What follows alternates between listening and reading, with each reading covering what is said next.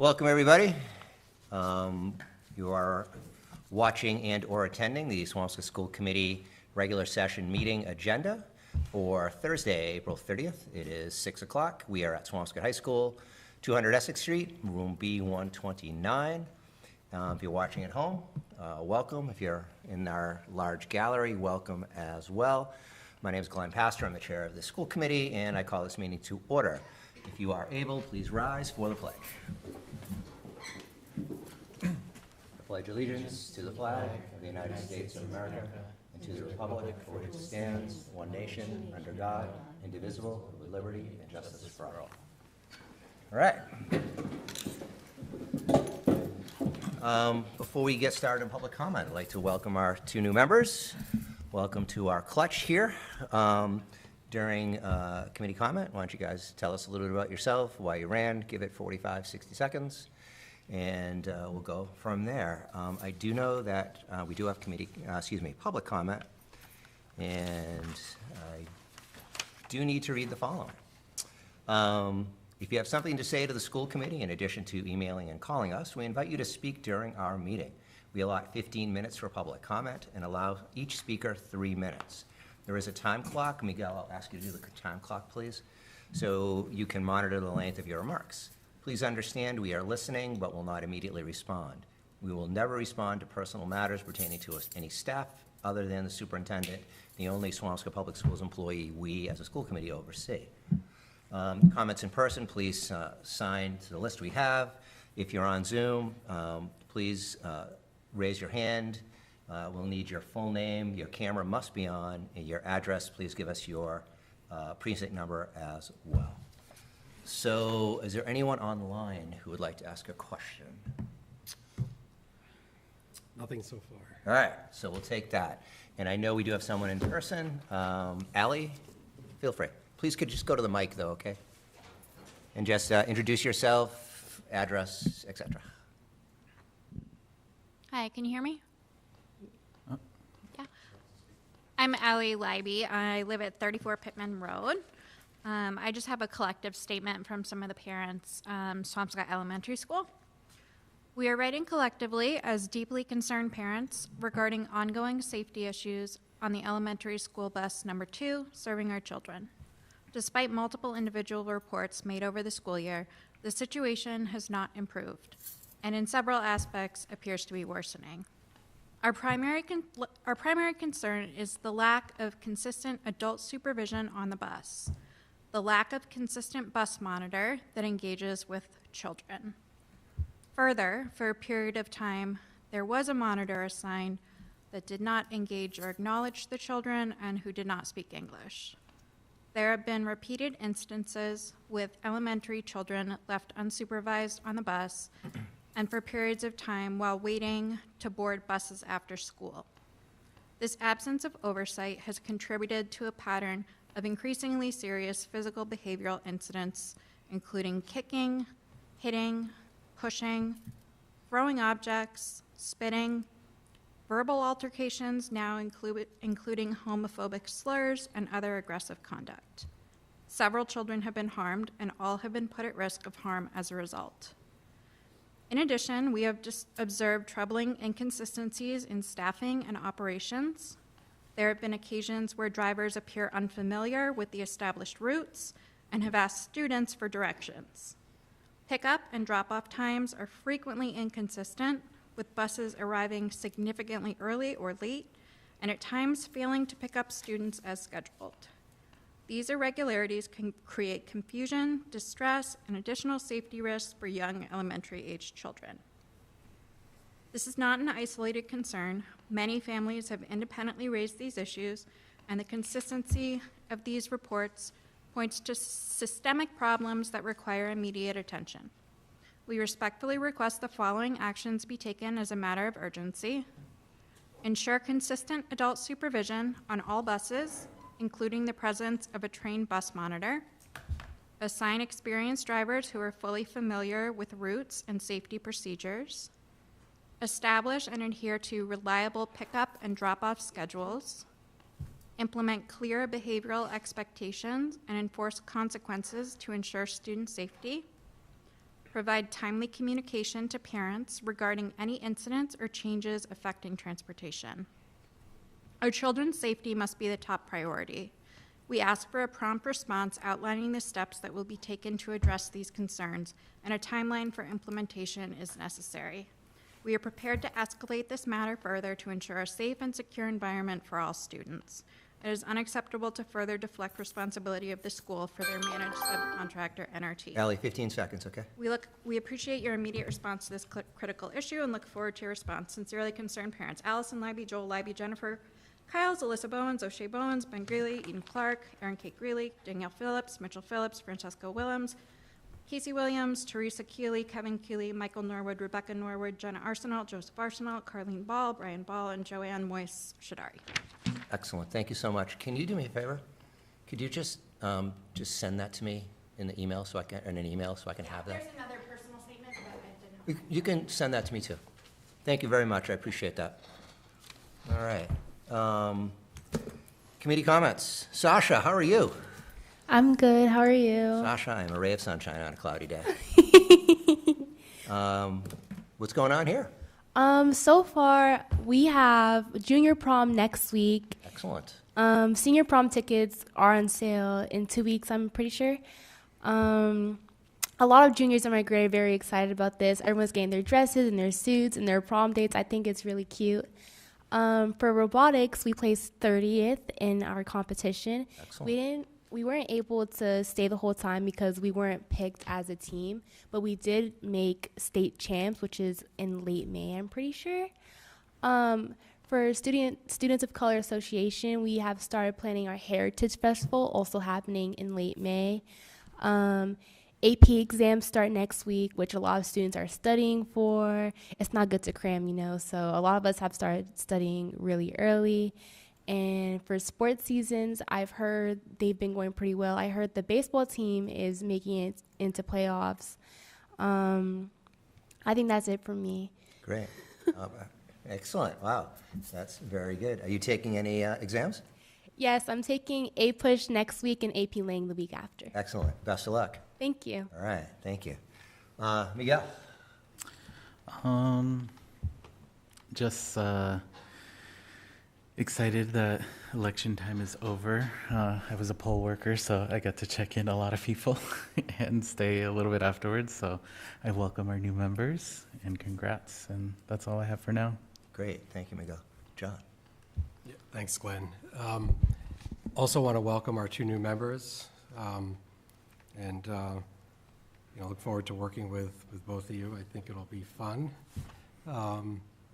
Also, just kudos to Miguel for volunteering. I did see you there, and surrounded by. We did have a high schooler that was with me. Really? So we did have some very young people helping this time around, which I hope we get more young poll workers. You weren't the youngest person there. No, I was not.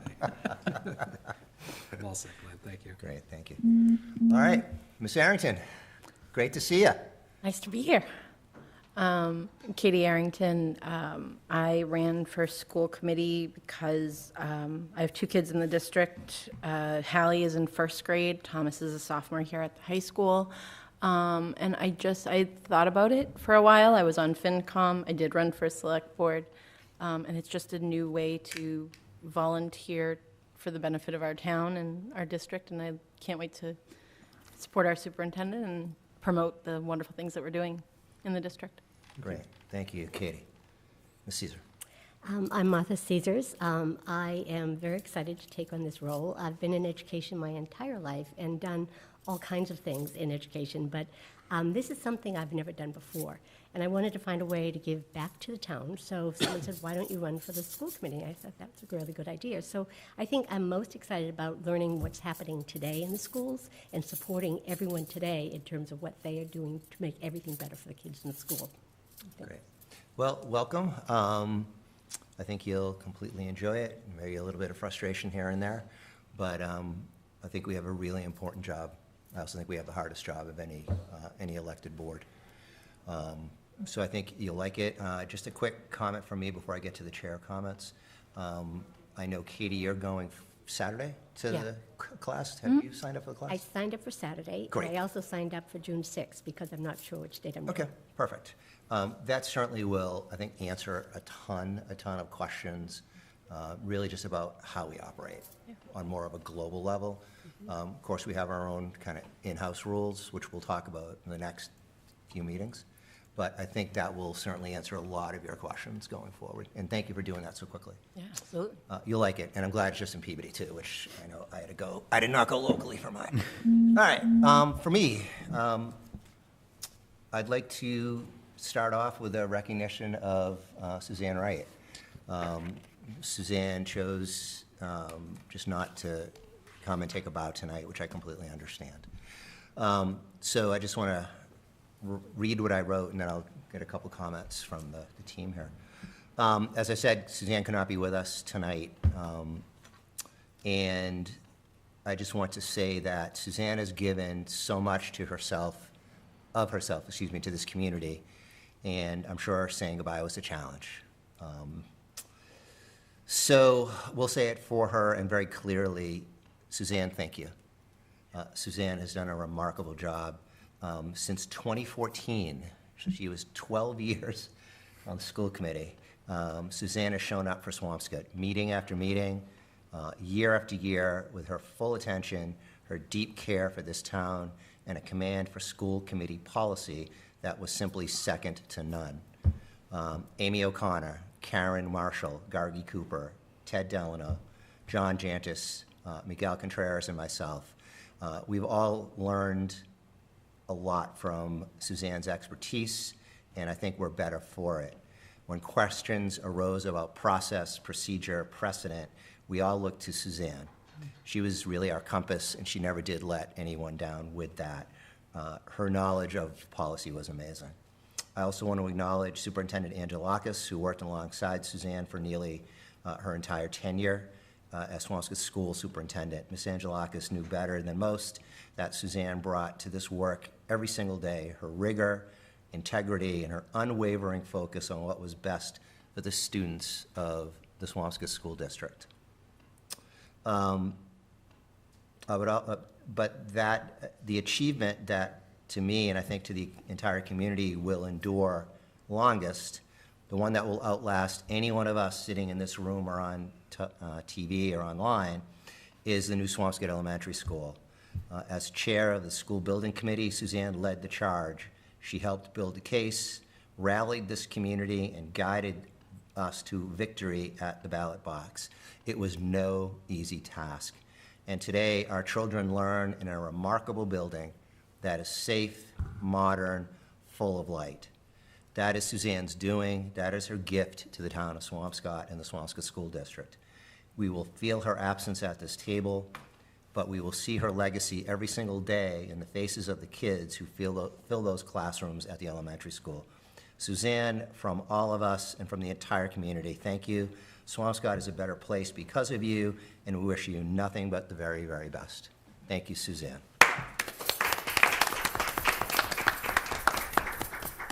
That's what I have. John. I think, I haven't gotten used to these new microphones yet. No, I think that farewell statement was really well put together, Glenn, well said. I also want to acknowledge the great work that Suzanne had done on the elementary school project, years in the making, countless hours, and I want to acknowledge that effort. Great, thank you. Miguel. I know Suzanne and I did not work too much together, but in that short time definitely learned a lot about policy stuff, and we'll be happy to kind of keep moving that forward. So thank you for all the advice. Yeah. Superintendent, I know you only had a short time. Short time as superintendent, but I was principal of the Right. middle school for a long time and worked closely with students, or even presenting here. She certainly made sure I tightened up my game. And I think, like you said, she had, her lasting legacy will be the school, but also she made sure we pushed ourselves to be the very best principals that we could be, and she certainly made me better at my job. So I appreciate that. Great. I'm actually going to go out Martha, would you like to add?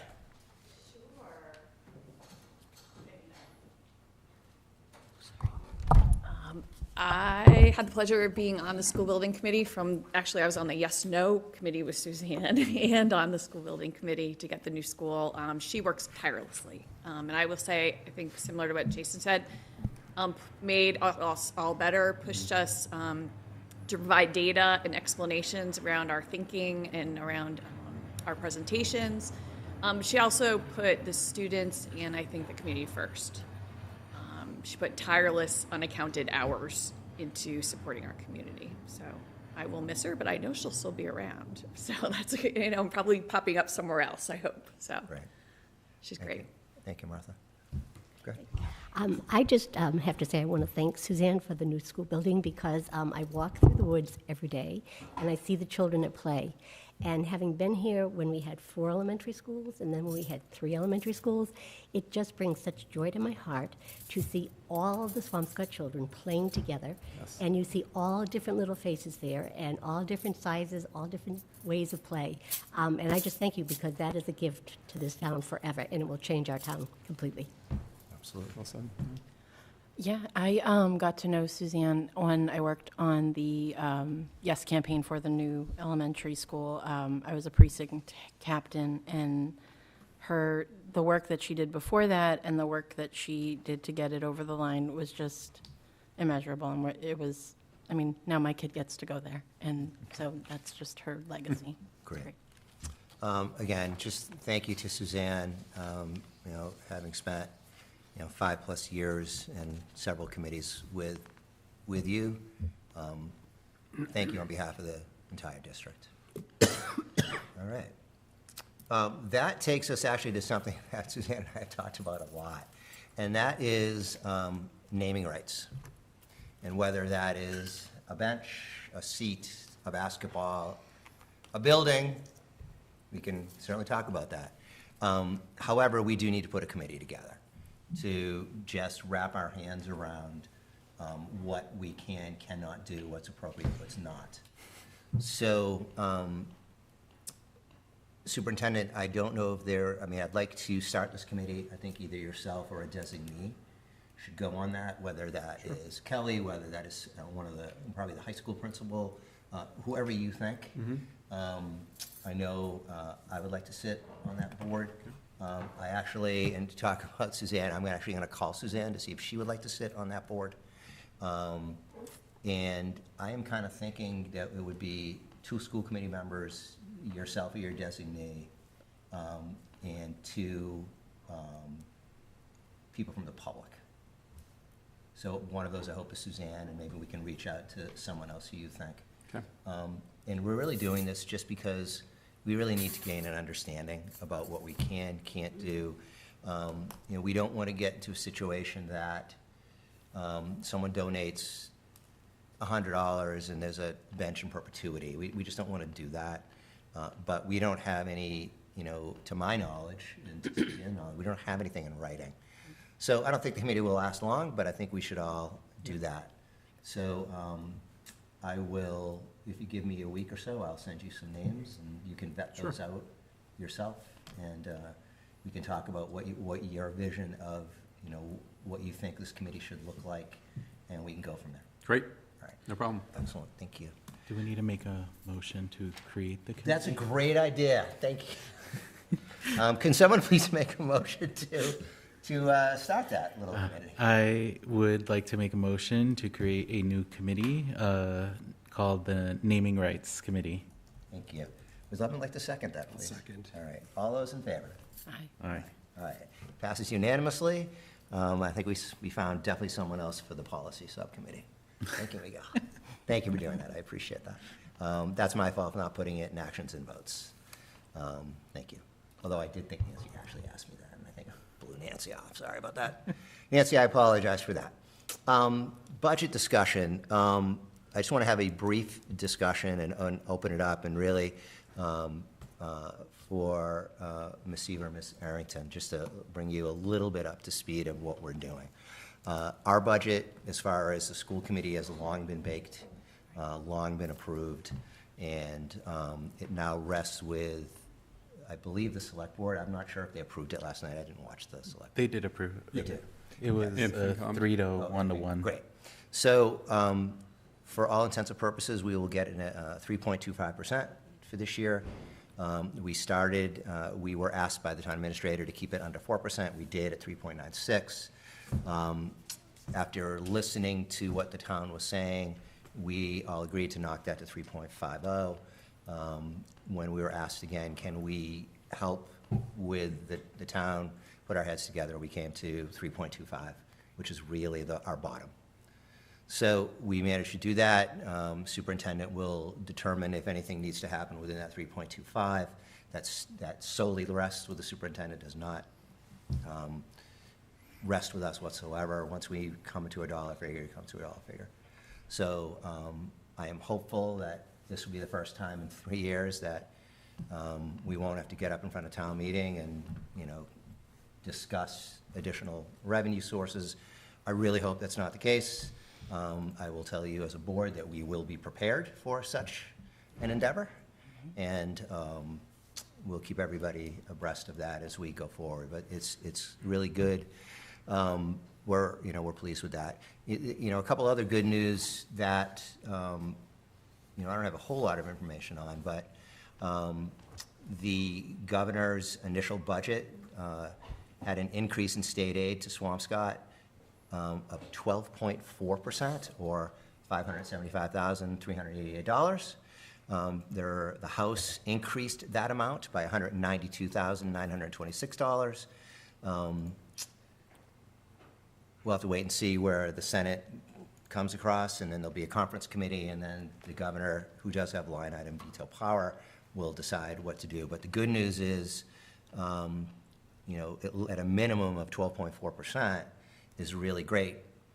It's really great for the town. Mm-hmm. It really allows the school district to help the town out. And again, we only asked initially for 3.96. We ended up on 3.25. So we're doing everything we can to help the town.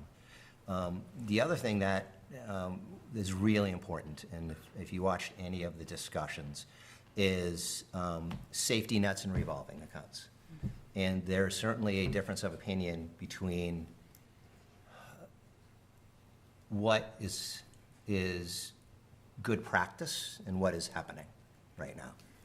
I don't know if you read yesterday, the Marblehead School District, and this is reported, I'm not speaking out of school, prepaid $1.5 million in special ed tuition to save tax dollars. And that's because they are fully funded on circuit breaker. They do what we had done for years, meaning there's a full year of circuit breaker sitting in an account.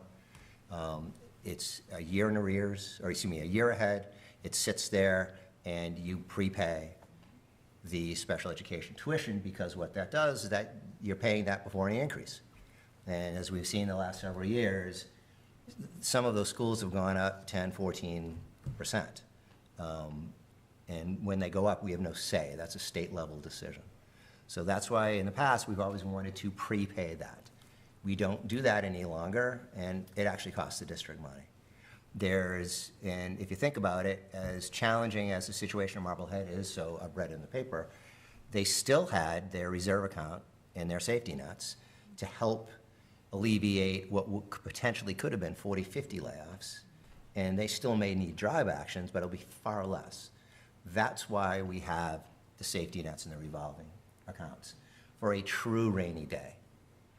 And I know that they, again, quoting from the article, they have 3 large reserve accounts. So that's something that I know Ms. Stella has talked to the Finance Committee about. We need those safety nets because, in the years coming up, we need those dollars. And whether there is a potential override, whether there's not, those dollars help the district and help the community. So that's my take on budget. Any thoughts from you, Superintendent? Well,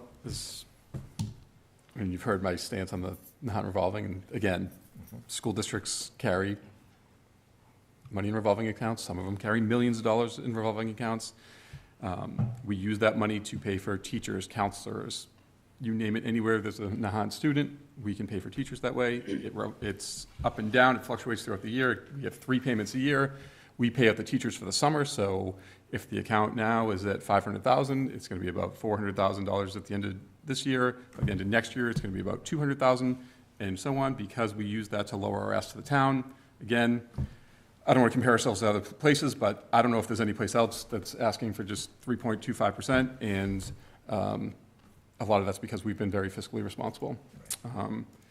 I will also say that since 2023, we're down 41 FTEs in Swampscott Public School, and we are up almost 100 students. So there's an all-time low in public school enrollment in the state, and we are on the rise, but we're down 41 FTEs. So, and again, we got what we need with 325. We can continue to grow. It is still a reduction of 1 FTE because we've had efficiencies that we had looked at prior. But I do think it will continue to help us grow the district and move the district forward and get the kids and the teachers what they need. So, Great. yeah. Miguel.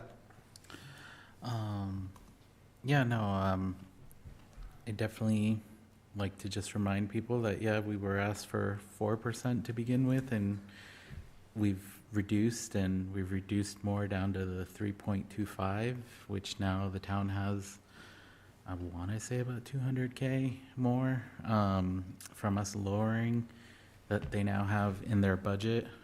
I know I went as a private citizen to ask them to look into their revolving accounts, especially the rec department, since there's the equal amount of money in that account as there is in the Nahant. And there are other towns that use it for fireworks, community events. There's some that definitely ride the gray area where they do the wellness event and then offer flu shots at the same time. And looking at other towns, that's one of the ways that they navigate those uncertain times, is by using those revolving accounts, which is what we're doing when we are reducing our asks and trying to make sure that we're paying for educational costs. And as I've spoken with Mr. Kalishman before, if we have to cut teachers, we're not getting them back. If you look at how many teachers are applying for jobs these days, it's very abysmal. And many teachers that I've run into in the private sector, like working at a health company, they join HR because they get paid more and the hours are better. So why would they want to come back to a teaching job? So if there's anything that we can do to support our teachers and make sure that they stay here, then support our 3.25. But that's it that I have around the budget for now. Great. Thank you, Miguel. Can I just say, just as far as, I'm sorry to interrupt, but just as far as the applications and the number of people teaching, I would say in 2019, we had an English position open. We had 119 applicants. I don't know why that sticks in my head, but 119. And I don't think I've seen a position with 8, 9 tops. Right. So it's starting to come back a little bit, hopefully, but to Miguel's point, if we have to keep the teachers, we have to keep them happy and wanting to come to work here. Right. Else we're not getting anybody back. Right, and then I did send the superintendent and the school committee members, there's a big article in the Boston Globe on, from DESE that has changed the state determination regarding licensure. And they've actually lowered the qualifications and what has to be testing and all of that. And while that's great for us because everyone needs teachers, that could pose a problem down the road. So that's just, another challenge for superintendents, for HR directors, for all that. But they did change the state licensure rules because the state knows that not many people are going into the field. And when we get a new teacher, and if there's cuts, those new teachers are the first ones to go. Yeah. So that's good. John. I think this is a good discussion. I'm glad we have touched on the revolving accounts a little bit more. I think the more we clarify on that point going to town meeting, I think that only helps all of us and helps folks in the community understand why it's important that we do it this way. Yeah. And our budget Director Ms. Stella has been very, I think, very transparent on the whys.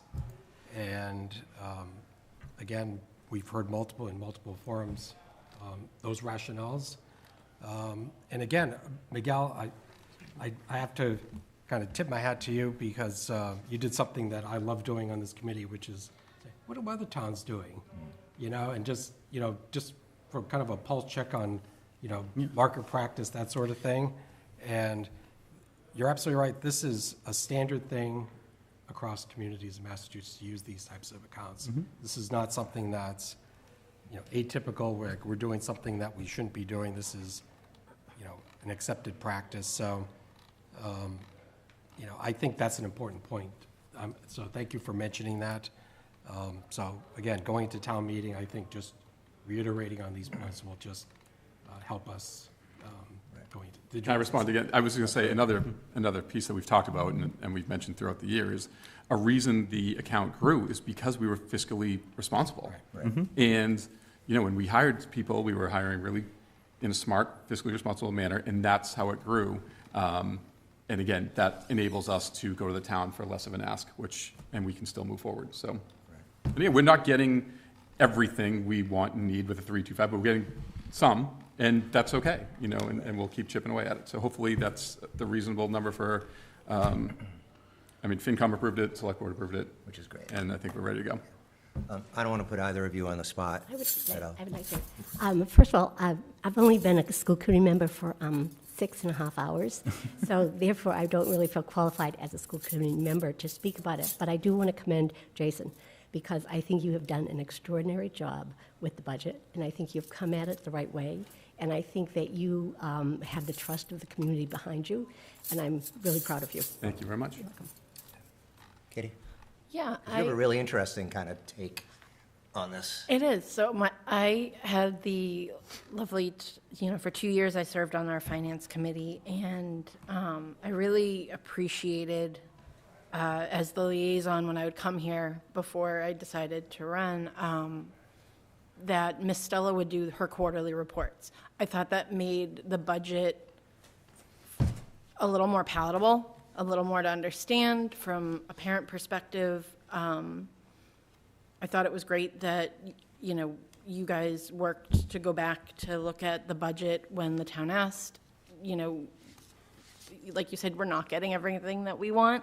But I thought it was fair that, you looked not just at our budget, but the capital and found efficiencies that way. And so I'm excited to kind of hopefully not have to advocate on town meeting floor, but I'm raring and ready to go with my Thank you. both. fiscal cap. So just a couple of things from me.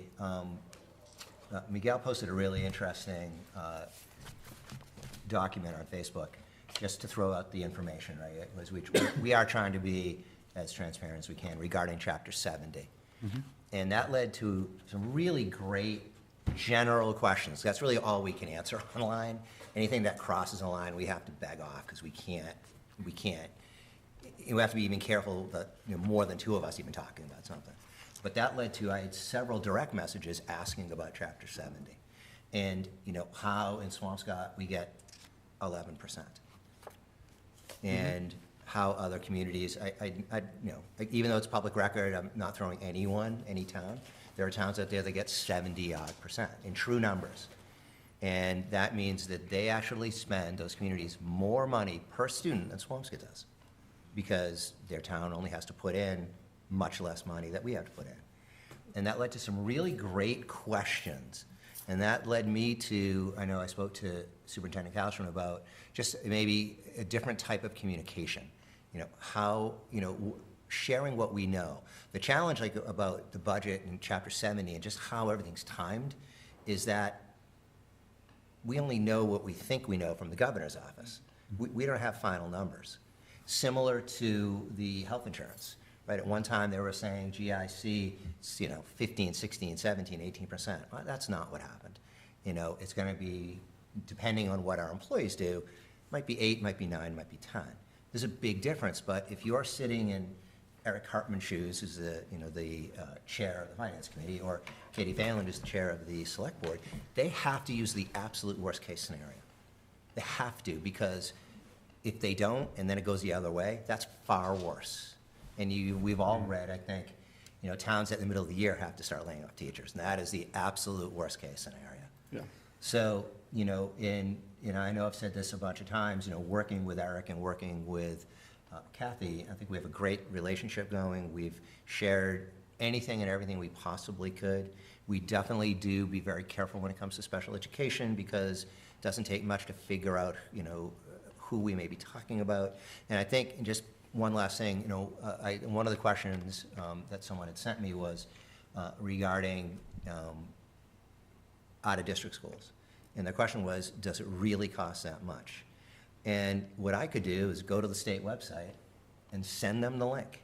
And it says, it runs from, I don't know, 150, let's say for where my son went at Cotting, to an overnight residential out-of-state at $600,000. And if a school is deemed to be appropriate for that child, that's where the child goes, and the district has to pay, or the town has to pay, actually, technically. So the comments of the two people who asked me the questions, and after they saw that list, they were astounded. And as I said, that's why we fight so hard for some of these reserve accounts, because we don't know what's going to happen. So. Yeah, I'll piggyback off of that and just say, for anybody else who hasn't watched it, that you can go to the MASC website, so the Massachusetts School Committee website, and you'll be able to see the 70 minutes on Chapter 70 is what they titled it. And you'll be able to kind of see how they break down all the formulas, which are very complex, and it's all based on the number of kids that live in town, not necessarily the kids that go to school in town, and that's how they decide what we're responsible for. And you can see all of the information that they collect that is publicly available from October 1st. So they're working off of data from October. We've been able to adjust from October to February when we finalize our budget, but they're pretty much looking at a snapshot. And they won't change their mind off of us adjusting our accounts or moving things around or appropriating things differently. And looking at those data, as you can see how the town's growth has also slowed down as well, which is another thing that kind of goes into the calculation. So really recommend people to watch that, just so you can understand that we get very little from the state. We do rely on the town a little bit, but we also try to make sure that we make all of those dollars stretch for the students in this town. And even use teachers in multiple buildings. Some of them can tell you that they go from the middle school over to the elementary school, or they walk back and forth for different classes. So know that nothing is in excess on this side. Right.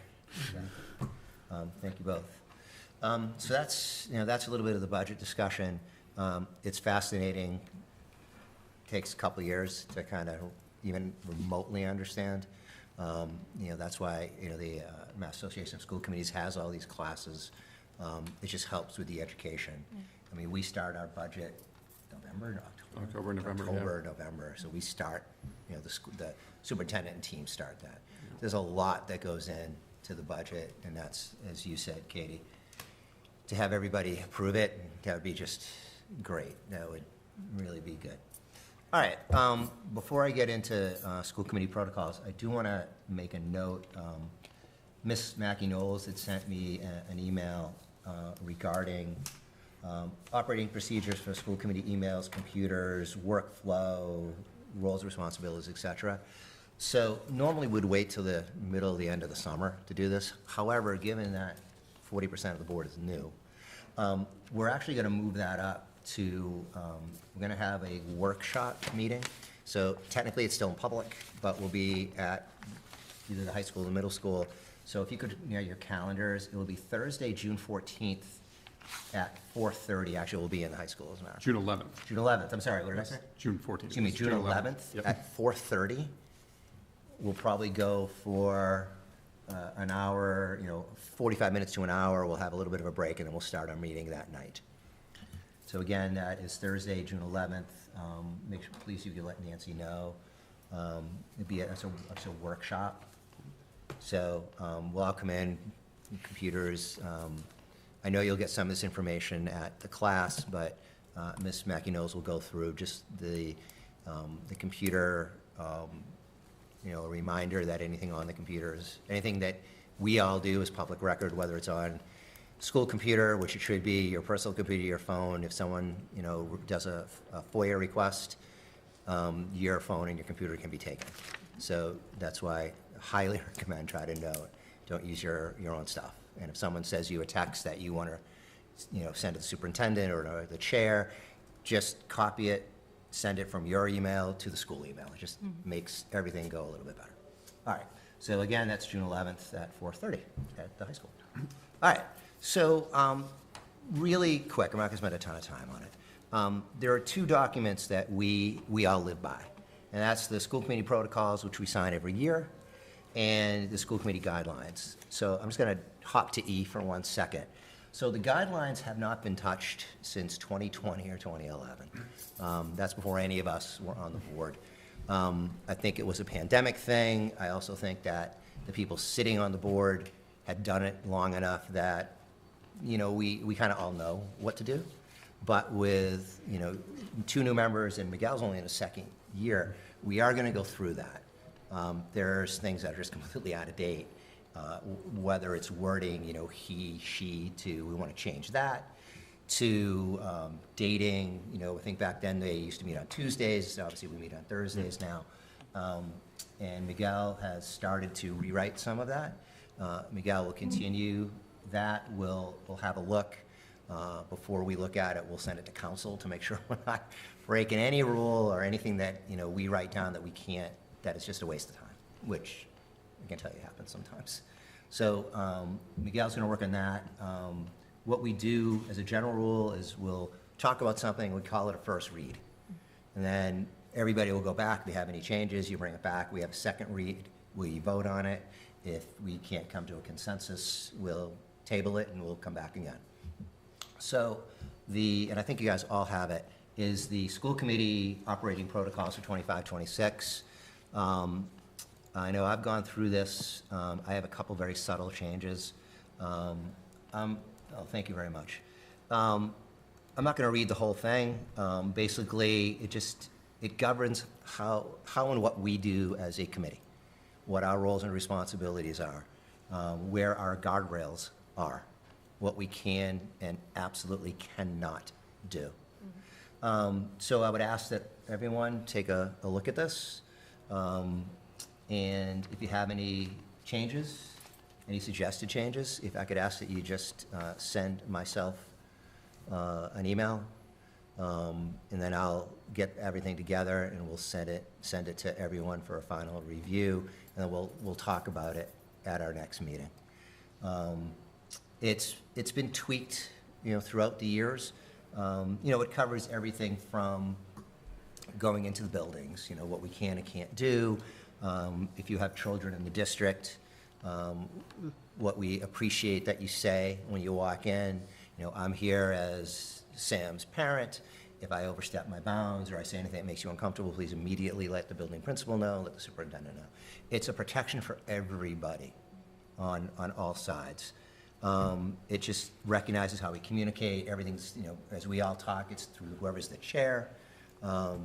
If we have a question for the superintendent, it wants to go to the chair and the superintendent.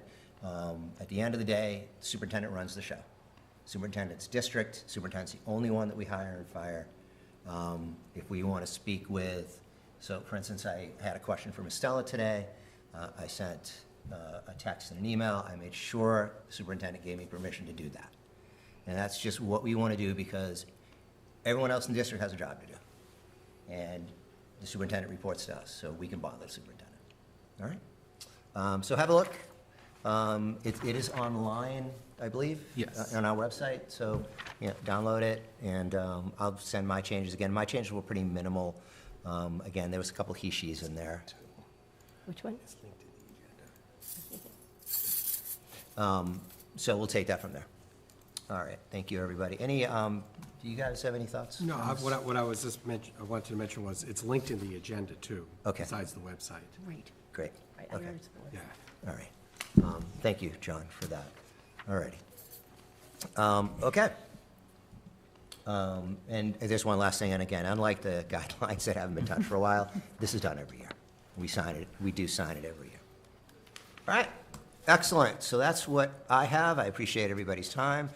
Superintendent, your gig right now. All right, thank you. Thank you, Miguel. We're going to start with the superintendent's report. We have some more good news, financial good news.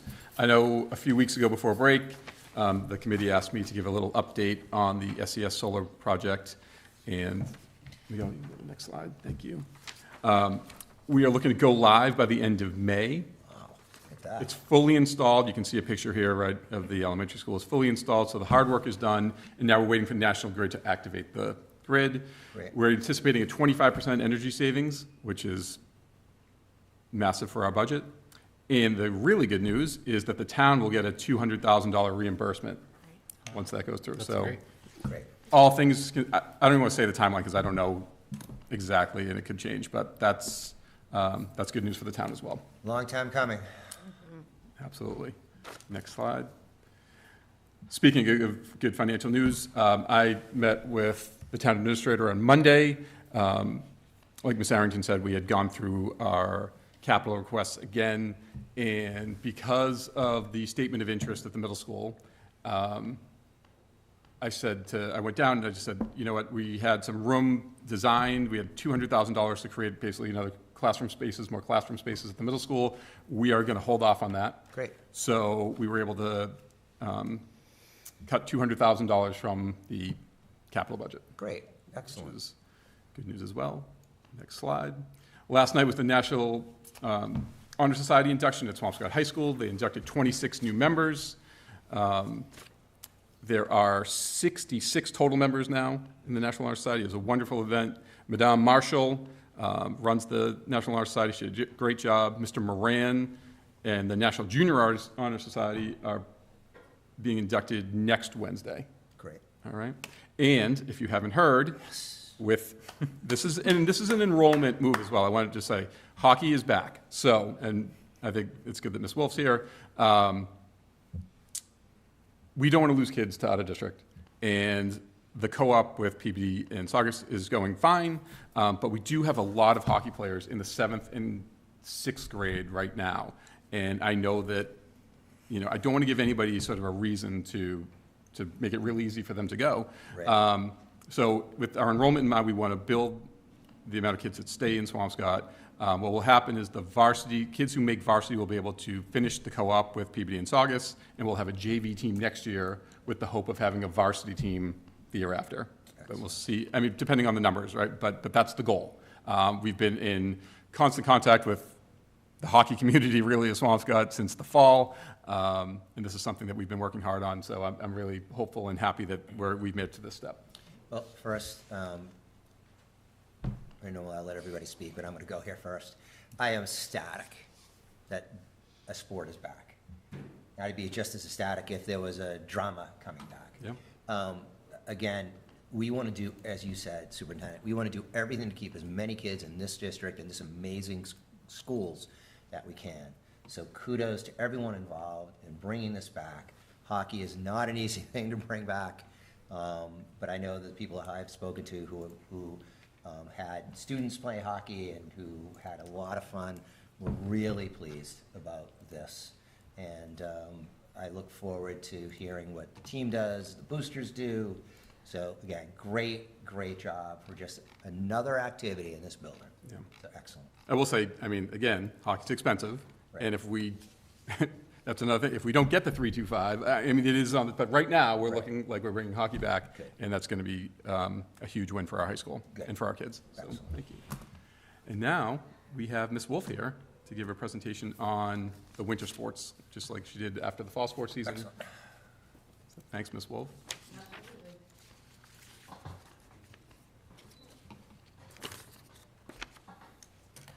This All right. one? Okay. So you can go to the first slide if you want to. So I'm starting with indoor track. We had a phenomenal winter season as far as the accolades that our student athletes received this winter. I'm happy to read all of the names out loud if that's what you prefer. Yeah, I just wanted to tell you up front that we had a wonderful problem of having so many kids that just excelled in their sports. That's a great problem to have, Ms. Wolf. 100%. So the first sport I would like to speak about is our indoor track and field program. So the first step in the postseason for indoor track is divisional. We're in Division 4, so it's the Division 4 meet. And then if you qualify, you go to a meet then called Meet of Champions, which is all of the divisions, the winners from every individual division competing against each other. So I'd just like to mention that. It's a little bit different than a lot of our other sports. So in the Division 4 meet, we had Annabelle Averett, who placed 6th in the mile, Doyle Delano, who placed 4th in the shot put, and Benjamin White, who placed 5th in the shot put.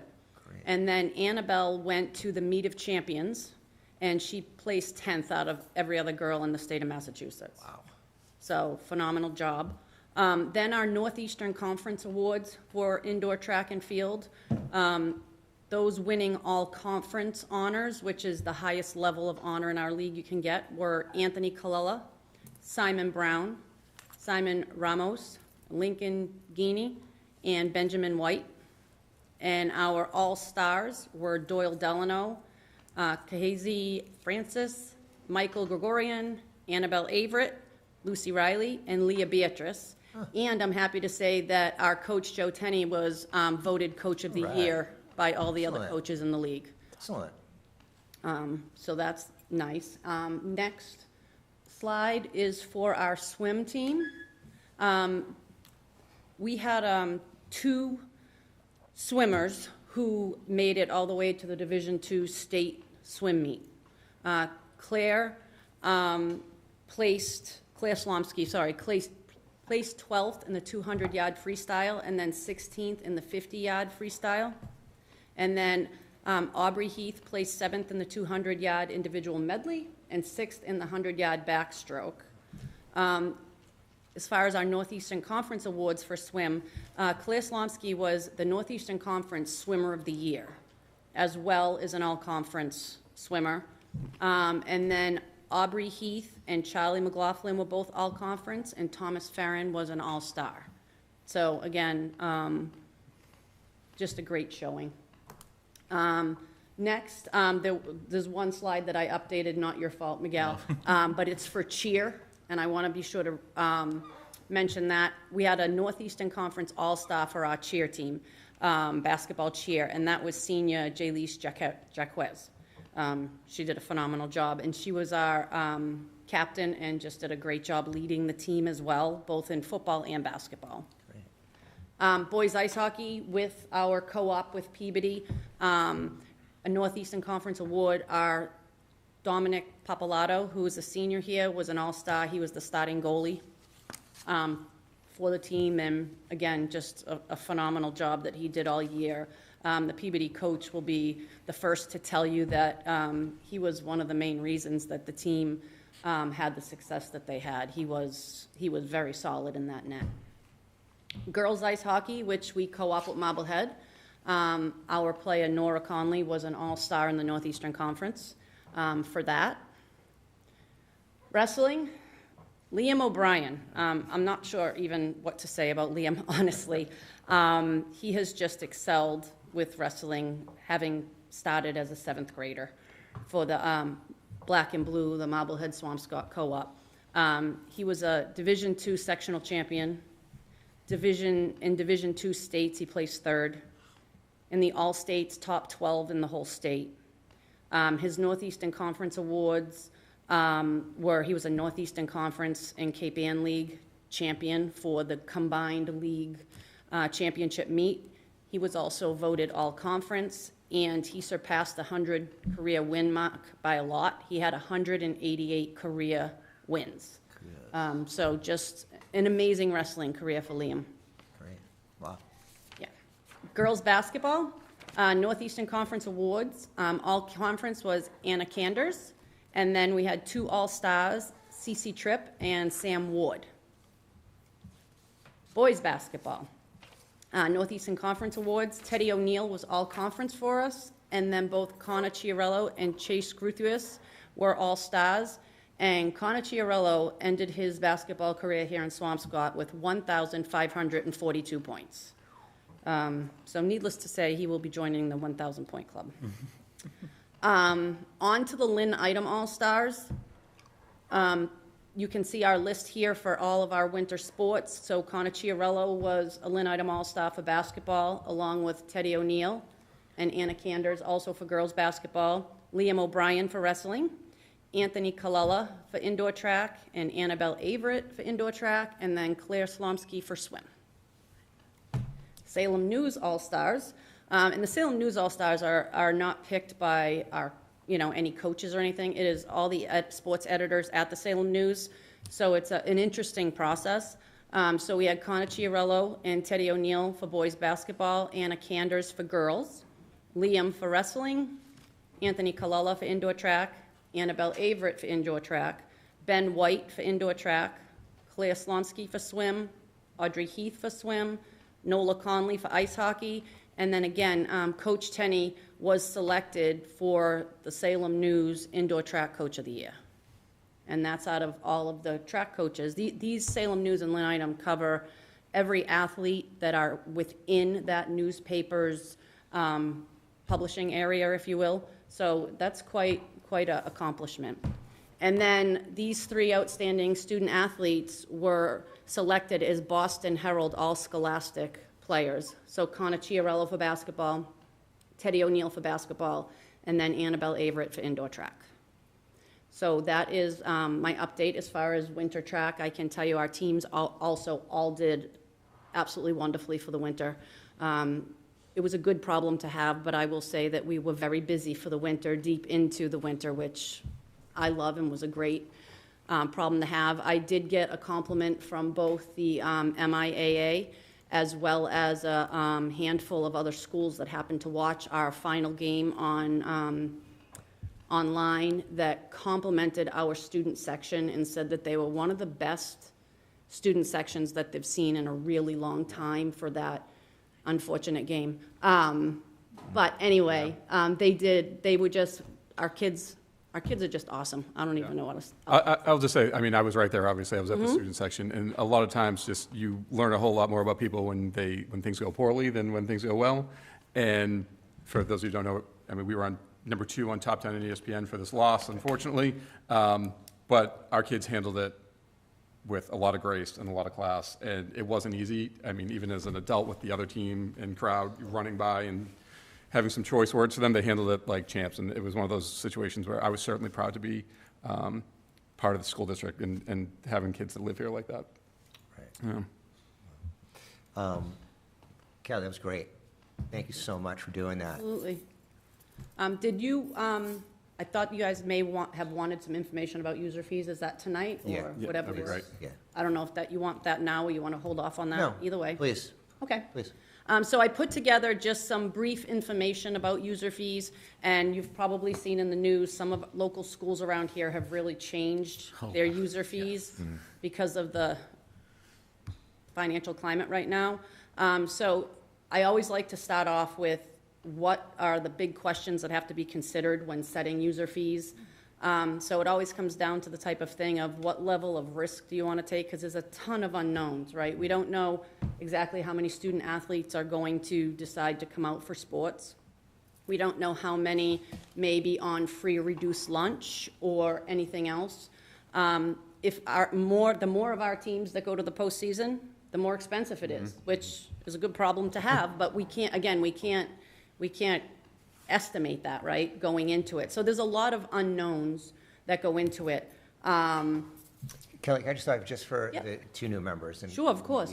Everyone can explain. The free and reduced lunch, what that means, even Sure. though everyone in the Commonwealth gets lunch Yes, anyways? yes. Wanna So, talk about that? so in our district, if a student's family feels that paying the user fee may be difficult for them, we have a couple steps that they can take. The first step is that they are required to fill out the free and reduced lunch form. And that is a question that I get quite often from parents and guardians. Well, they already get that free and reduced lunch. But we need to see if they would qualify for either one of those things, which then in turn helps our school with other funding too, which is hugely important. So if a student qualifies for free lunch, then their user fee is waived. If they qualify for reduced lunch, then they pay 30% of our user fee. If they don't qualify for either one of those, but there is still a financial hardship, we have a financial hardship form that the family can fill out. It gets sent directly to the business office, to Ms. Stella, and she works with the family, and then will just report back to me saying, you know, this family, this is the way it's going to be. We're going to reduce their fee by whatever, or maybe they're going to pay overtime. It varies situation to situation, but that's how those things are all decided when we talk about that. Right. And so just so everyone knows, we turn away no one. We'll work with any family, any guardian. We are in the business to turn away no one. Absolutely. Yep. And there is we do have a new policy in place that if your user fee is not paid, or there's not an arrangement in place, or maybe you have your application pending, by the first contest of the season, then you can't participate in that contest. So we're not saying you have to have paid it in full or anything like that, but we've had to have communication, and there needs to be something in the works. And, you know, as we get closer to that first, so our registration that we use for athletics will send out automatic emails reminding parents of user fees as well as expiring physicals, so they get those.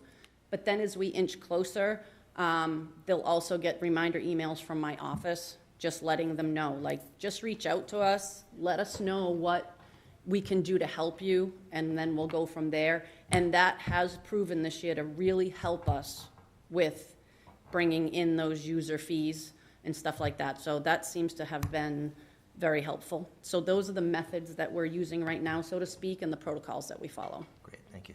Yeah, absolutely. Some other questions are, you know, what are we looking for the user fees and gate fees to cover as far as a percentage goes? I know we were trying to get to that magical 50-50 number. So right now, user fees and gate fees, so ticket sales, cover everything in the athletic department outside of coaches' stipends, my salary, and my administrative assistant salary. Every other aspect of athletics is covered by those things. Great. And I could, if any of you want to email me, I'm happy to provide you with a list of those things. It is long, and each year, as you can imagine, it increases. The cost of officials increases by $5 to $7 a year. The bus per bus trip increases, and that depends on the contract that the district has with the bus company. So it's difficult. And then the other unknown is how many of our families will reach the family cap every year. So, and that's basically each family pays for 5 sports, and then from then on, the rest of the sports that they pay for are free.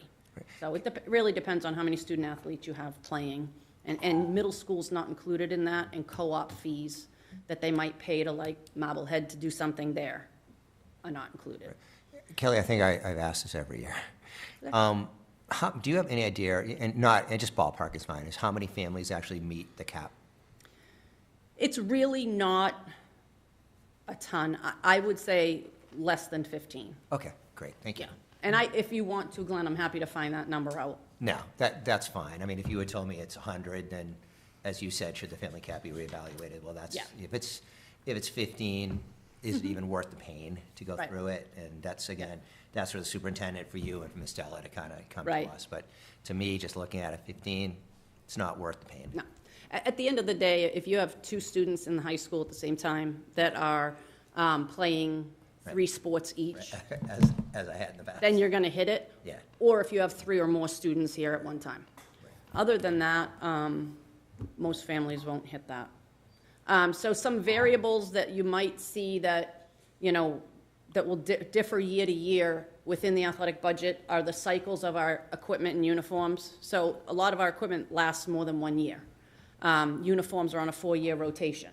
So depending on what uniforms are up for purchase in a particular year, because some sports uniforms are more expensive than others, or there are a lot more participants in certain programs. So you'll see that, like I mentioned, transportation and officials, gate receipts. So if the weather's really nice on Thanksgiving, we get a lot more people that want to come to the game versus freezing cold, pouring rain, that sort of thing. So that's something to consider. number of athletes, obviously, and then any coaches that are moving on to different steps in the stipend, and that sort of thing, or do we have new coaches that may be coming in at a lower step? That could vary year to year as well. And then we always talk about the different structures that are possible for user fees. Do you go with a flat fee every year, no matter whether you play one sport, two sports, or three sports? Do you go by season? Do you do tiers? There's so many different options of what to do, and different schools do different things that fit in their district and the way that they budget. So those are structures. This might be a little difficult for you to see, but this is a grid of some of our local districts' fees and how they are structuring their fees and what their fees are. So you'll be able to take a peek at that and check that out. Danvers, if you want to go to the next slide. Danvers just recently, within the last few weeks, redid their user fees for the first time in quite some time. So they are in a tiered system based on the cost of the sport, I believe, is what he said they did, and they went with an increase of both student family cap.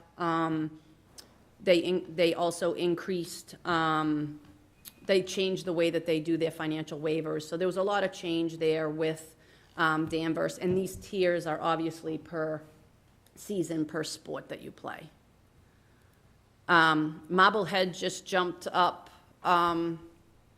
quite a bit. They go per season. They're jumped up to $555 for your first sport, $505 for your second sport of the year, and then $455 for your third. So they're higher than we are for sure. So that's Marblehead, and probably the most staggering one is what just happened in Beverly. I don't know if any of you have seen that, but they increased all of their fees by 10% across the board, with the exception of hockey, which increased by over 200%. It went from $315 a year to $1,000 a year. So I will say, in the hockey world, It's a different animal. it's not shocking. People will pay more than that for youth hockey without transportation and stuff. But when you look at what all the other sports cost, it's considerable.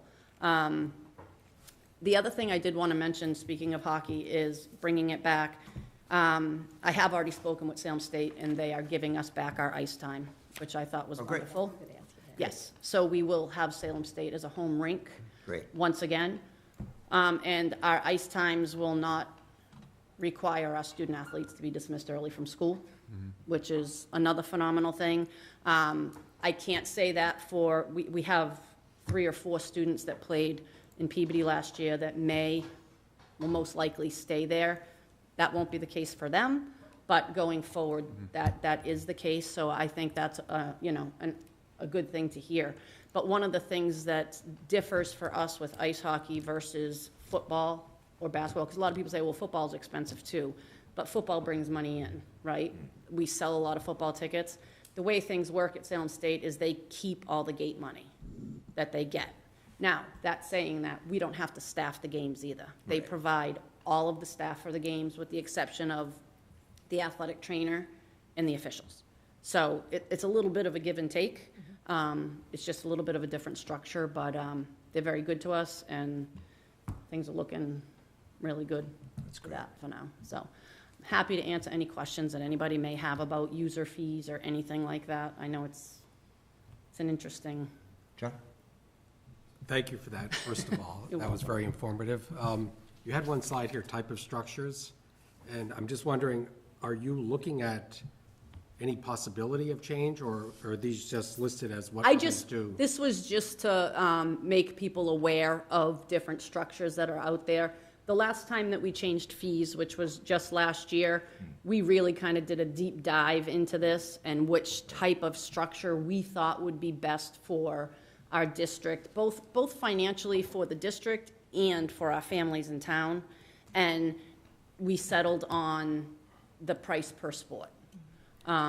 So that's not to say that the next time we start looking at user fees and stuff like that, I think it just stands to reason that if you're gonna look at what families are paying for a fee, it makes sense to then look at too, does that structure still make sense for us? Right. So that's why I put that slide in there, just so that people could kind of see the differences with different school districts, not only in our area, but everywhere. And we do it every 2 years, right? We do this every 2 years? We Yeah. look at it? We look at it almost every year, but we Yeah. just had a pretty Right. significant increase. Right. And so I think it's good we were sort of like a year ahead of the curve to Yes. really, Right. Okay, And so so we- remember, because we also talked about like the driver's ed thing too at the time. Okay. Right. Yeah, Yeah, there was all the fees last year, we were a little bit ahead of yeah, what happened with a lot of districts just this year. right. So you're seeing this across the board. I can tell you, if you look at schools like Masco and Hamilton Wenham, we are a bargain. Right, If you have a student athlete that plays football and ice hockey, you're in it for over $3,000 before you're done with your winter season. And included in that is an administrative fee. It's very difficult, and that comes down to how much is their athletic budget funded through the district, or are they relying on, user fees and stuff even more so than the 50-ish%. right. At one point in Hamilton Wenham, there was no money provided by the district at all. So the athletic director was charged with literally figuring out a per student athlete cost per sport and billing every family. Right, So if you had a seasoned coach, that was going to change things quite a bit for what you were paying. If you went to the state tournament, like so many things. So anyway, thankfully that's not the case there anymore. It's still not great, but it's better. So I think we're in a good place for what we offer. great. Any other thoughts, questions? I just wanted to, I can appreciate as, the website, I find it more user-friendly. It's a welcome change from our last time, just as a parent. Oh, good, I'm glad to hear You know- that. The new registration, final Yeah. forms. Yeah, I appreciate that. I was very nervous, making a big change like that. And we had to change our scheduling system too, because the old one went out of business. So I'm like, these are two big changes for our families to navigate. But I've gotten good feedback about final forms, the reminder emails, fabulous. yeah. the ability for our coaches to communicate with parents and students through it. It's just, I think it's really been a great thing, but thank you, I appreciate hearing that. Great. Sasha, any thoughts? I do agree that using final forms is really helpful. Like my mom, all of me and my siblings, we all play sports, so paying for sports does become a really stressful process. So I do agree final forms is really helpful towards us. Thank you. Great. That's it. Thank you so much, Ms. You're Wolf. That was very great. welcome. It was a great Absolutely. presentation. Thank you, and welcome, both of you. Thank you. Thank you. All right. Anything from subcommittee? Anything at all? Miguel, anything? Okay, great. Actions and votes, well, we would have had one if I'd put it on there in the first place. We don't. We will, actually, we do. I'm sorry. We do have to vote on the donations, although that's in the consent agenda. So we'll just, we're going to vote on the donations in one fell swoop. However, has been our practice. I'll read the donations just so we can thank those people. I am going to pull off E and F from the consent agenda just because you guys weren't here, so you can't vote on that. So we're going to pull that off. But just to make it official, consent agenda. The consent agenda is designed to expedite the handling of routine and miscellaneous business of the district. The school committee may adopt the entire consent agenda with one motion. At the request of any committee member or members, any item or items may be removed from the consent agenda and placed on the regular agenda for discussion. Can someone please make a motion to remove E and F? I make a motion to amend the consent agenda and remove items E and F. Great. Can someone second, please? Second. Okay, all those in favor? Aye. Aye. Great, thank you very much. So why don't we read the donations, and then we'll vote, again, one fell swoop on that, if that is okay with everybody. And in my paperwork, I do, I have these. All right, to start with, Teresa Johnson Hurley has made a donation via the Ivy Lane Estate out of Winchester. The estate donated a considerable amount of money. The description here is the Ivy Lane's mother, Claire Lane, was a second grade teacher in the 80s and reading specialist, honoring the children's advancements in reading skills. So we'd like the district to fund towards the library at Swampscott Elementary School with the possibilities of a reading area or nook with a plaque or dedication to Ms. Lane. And that, matter of fact, this is what really prompted us to do the naming, because it, first of all, this is an amazing donation. We want to give it the, we want to make sure that it's done the right way, just because of the volume of the dollars. So to Ivy Lane Estate, thank you so much for this generous donation. The superintendent's office will be getting back to you as we continue the naming rights discussion, and we will make sure that you are abreast every single, when we can, about what we will end up doing. We would certainly use your suggestion of a reading area nook with a plaque for this amazing donation. So thank you. All right. Next, Carol, oh gosh, can you read that? I'm sorry, I don't want to. What's your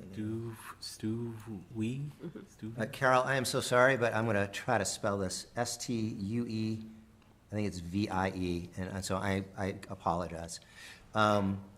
And they're out of Georgetown, Texas, and they gave a donation for the Robotics Club, which, as we heard earlier from Sasha, is doing amazingly well. Great story, and I don't know if it was the Times or the item about our Robotics Club, so that is absolutely amazing. Thank you so much for that donation. It will definitely go to good use after meeting with the team a few weeks ago.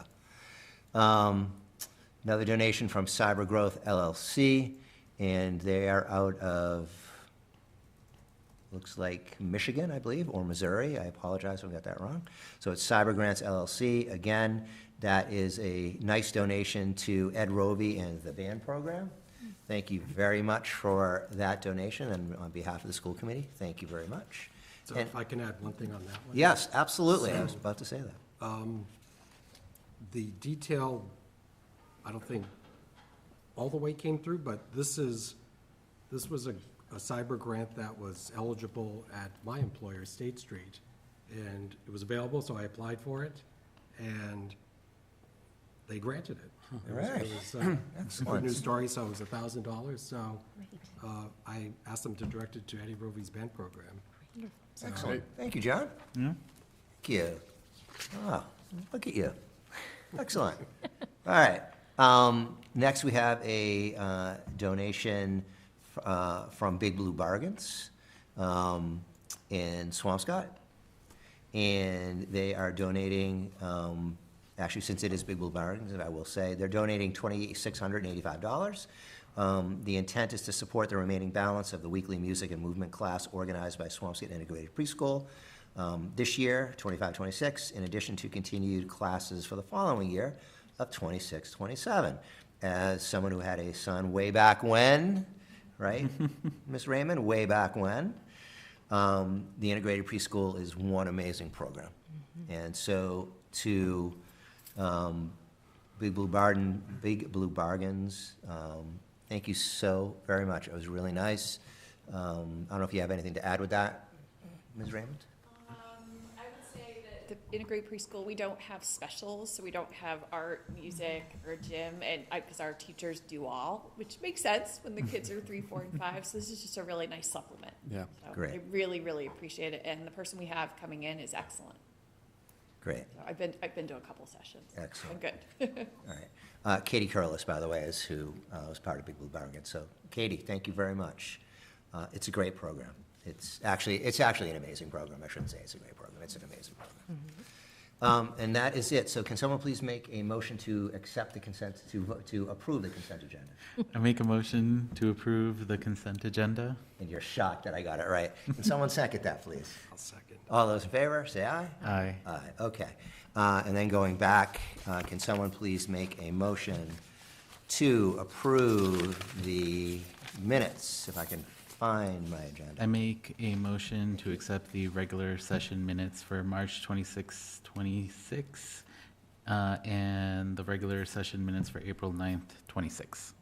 Someone second, please? You have to I'll second. second. Great. Who's voting on this? Just the three of us. Okay, just wanted to Okay. clarify. All right. All those in favor, say aye. Aye. There is no opposition, and the record will show that Ms. Caesar and Ms. Arrington did not, Abstain. because they were not here. All right, anything else? And Sasha, right at 7:30, almost at 7:20, you got to be impressed with that. Just so, hold on one second, just for you guys know, the student reps, at 7:30, we let them go. Okay, they have homework to do and studying to do. Miguel? I didn't get a chance to say this earlier, but just want to say thank you to Jason for that presentation earlier of seeing that we're getting that 200,000 for the solar stuff. I know previously everyone was asking about that utility transfer that we got. We didn't need it this year, and now we're giving all that money back at some point. Great. As we knew we would, just to point out, as we knew we would. All right, with that, can someone please make a motion to adjourn? Make a motion to adjourn. Can someone second? Second. All those in favor, say aye. Aye. There is no opposed. We are out.